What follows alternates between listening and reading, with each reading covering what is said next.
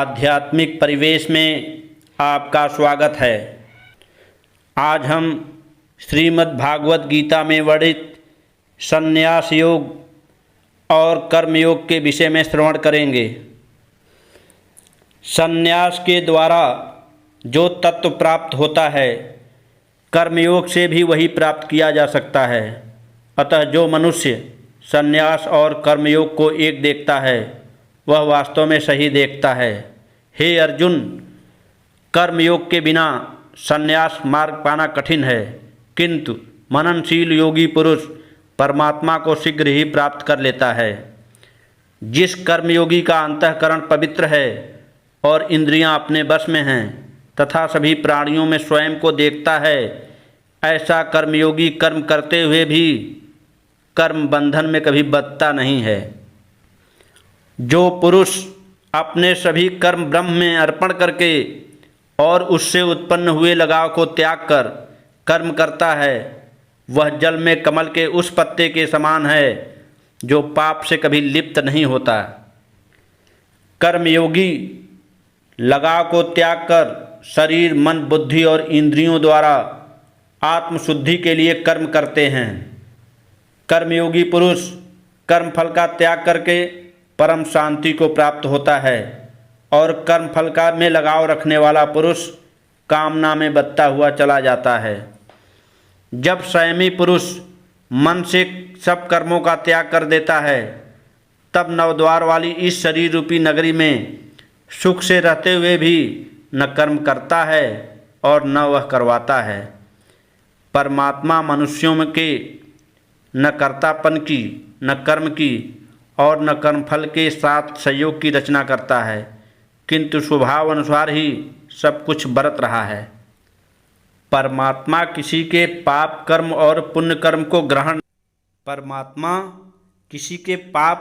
पुण्य कर्म को ग्रहण नहीं करता, बल्कि अज्ञान ने ज्ञान को ढका हुआ है। इस कारण सब जीव मोहित हो रहे हैं।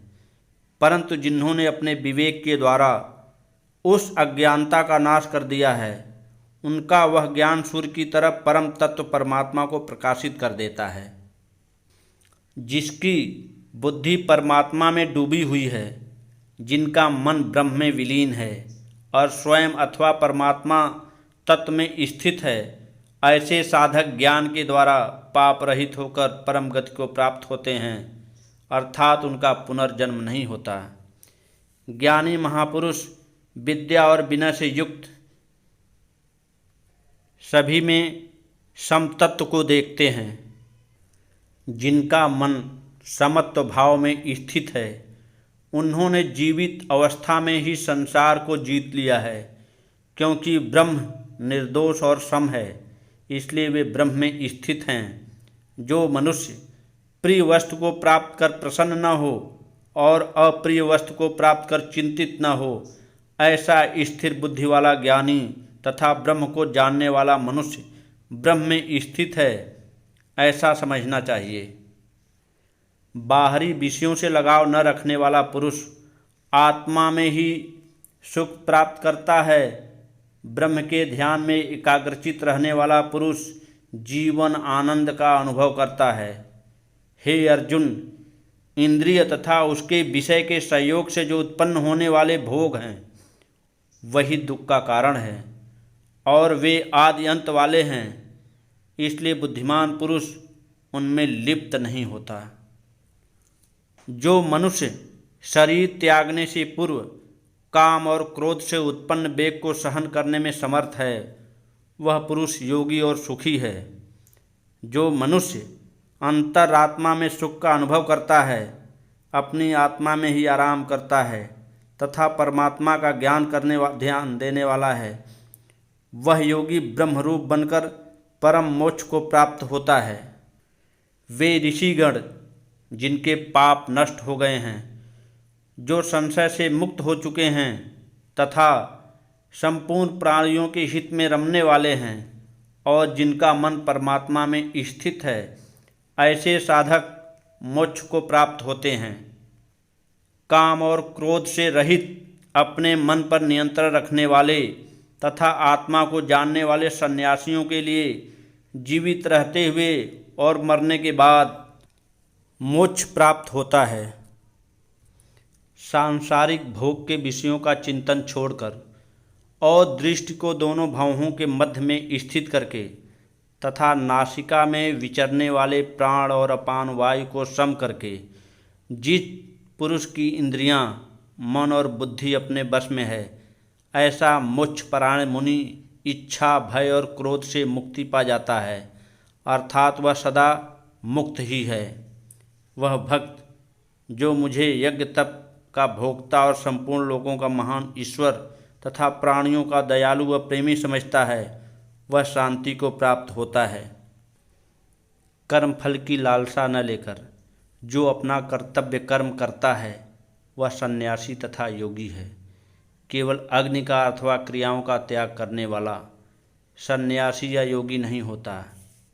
हे अर्जुन, जिसको लोग सन्यास कहते हैं, तुम उसको योग समझो, क्योंकि संकल्पों का त्याग किए बिना कोई भी मनुष्य योगी नहीं बन सकता। योग का आरंभ करने वाले साधक के लिए कर्म करना ही मार्ग है। योगारूढ़ हो जाने पर उसी योगी के लिए अपने संकल्पों को त्यागना ही कल्याणकारी मार्ग कहा गया है। जो साधक न तो इंद्रिय विषयों में और न कर्मों से लगाव रखता है तथा सभी संकल्पों का त्याग देता है, तब वह योगारूढ़ कहा जाता है। मनुष्य को अपने मन को नियंत्रण कर अपना उद्धार करना चाहिए, अपना पतन नहीं, क्योंकि मनुष्य स्वयं ही अपना मित्र है और स्वयं ही अपना शत्रु। जिसने इंद्रियों को अपने वश में कर लिया है, वह पुरुष अपना ही मित्र है, परंतु जो मन द्वारा अपनी इंद्रियों को और अपने शरीर को अपने वश में करने में असमर्थ है, वह पुरुष स्वयं ही अपना शत्रु है। जो मन को जीतने वाला पुरुष सर्दी गर्मी, सुख दुख तथा मान अपमान में शांत रहता है, ऐसे जितात्मा पुरुष में परमात्मा आत्मरूप से विद्यमान होते हैं। जिसका अंतःकरण ज्ञान तथा आत्म अनुभूति से तृप्त है, जिसने इंद्रियों को अपने वश में कर स्थिरता प्राप्त कर ली है तथा वह मिट्टी के ढेले, पत्थर और सोने में समान भाव रखता है, ऐसा योगी योगारूढ़ कहा जाता है। जो पुरुष शुभचिंतक, मित्र, बैरी, पक्षपात रहित, मध्यस्थ, धर्मात्मा और पापी पुरुषों में भी समान भाव रखता है, वह श्रेष्ठ है। योगी पुरुष को अपने शरीर और मन को नियंत्रित कर एकांत स्थान पर अकेले रहते हुए कामना और संग्रह भाव से मुक्त होकर निरंतर मन को परमात्मा में लगाए रखना चाहिए। साफ सुथरे स्थान पर जो न अधिक ऊंचा हो और न अधिक नीचा, पहले कुछ घास फिर मृक्षाल और उसके ऊपर एक वस्त्र बिछाकर अपना आसन तैयार करके उस आसन पर बैठकर चित्त और इंद्रियों को वश में रखकर मन को एकाग्र करके आत्मशुद्धि के लिए योग का अभ्यास करना चाहिए। शरीर, सिर और गर्दन को सीधा रखकर तथा दिशाओं को न देखकर केवल अपनी नासिका के अग्रभाग को देखते हुए साधक को शांत, निर्भय और ब्रह्मचर्य व्रत में स्थित होकर मन को संयम करके मेरी शरण में आकर मन को मुझ में लगाकर बैठना चाहिए। इस प्रकार संयमित मन का योगी मन को स्थिर करने का सदा प्रयास करता हुआ मुझ में स्थिर परम मोक्ष को प्राप्त होता है।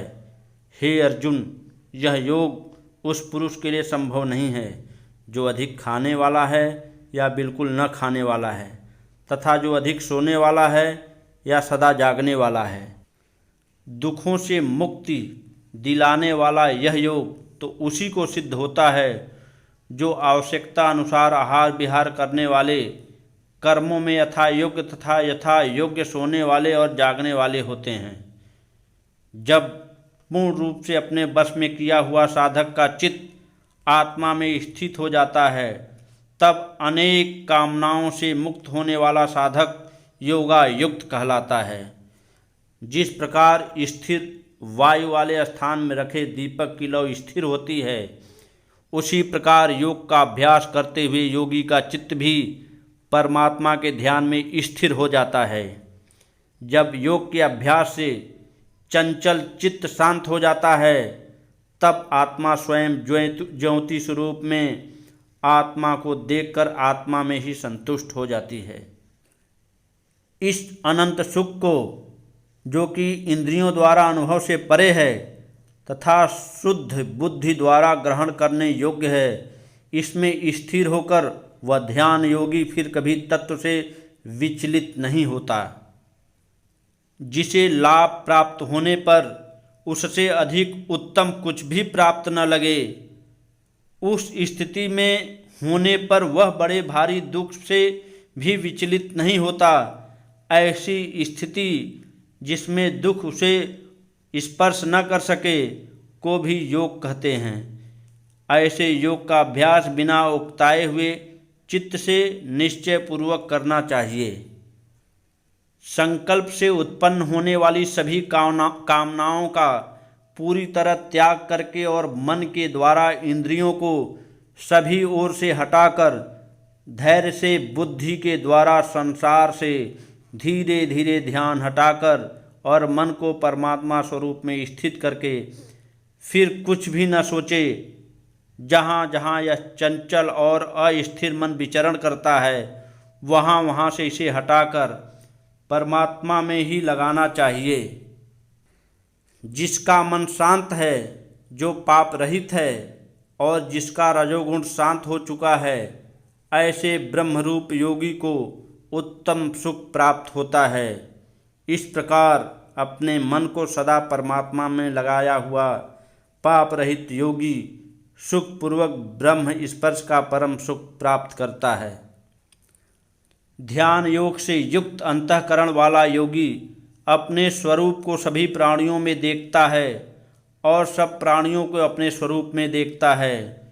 जो मुझे सब में देखता है और सबको मुझ में देखता है, उसके लिए मैं कभी अदृश्य नहीं होता और न वही मेरे लिए कभी अदृश्य होता है।